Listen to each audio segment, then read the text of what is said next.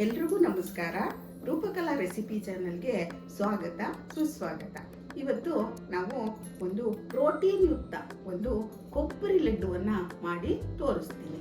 ಅದನ್ನು ನೀವು ಅತಿ ಸುಲಭವಾಗಿ ಮನೆಯಲ್ಲಿ 10 ನಿಮಿಷದಲ್ಲಿ ಮಾಡ್ಕೋಬಹುದು.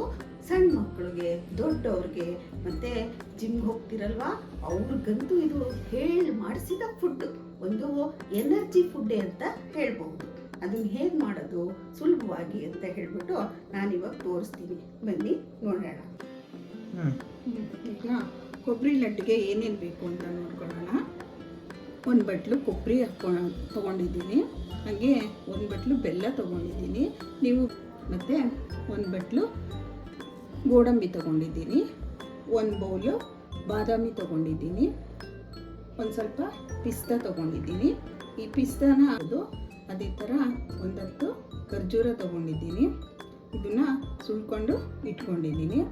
1 ಬೌಲು ಕಡಲೆ ಬೀಜ ಹುರಿದಿರೋದು ಸಿಪ್ಪೆ ತೆಗೆದು ಪಪ್ಪು ಮಾಡಿ ಇಟ್ಕೊಂಡಿದ್ದೀನಿ. ಅದೇ ಥರ 4 ಏಲಕ್ಕಿನ ಹಾಕ್ಕೊಳ್ಬೇಕು ರುಚಿಗೆ, ಮತ್ತು 1 ಬಟ್ಲು ಹುರ್ಕೊಳ್ಳೋದಕ್ಕೆ ತುಪ್ಪನ ಇಟ್ಕೊಂಡಿದ್ದೀನಿ.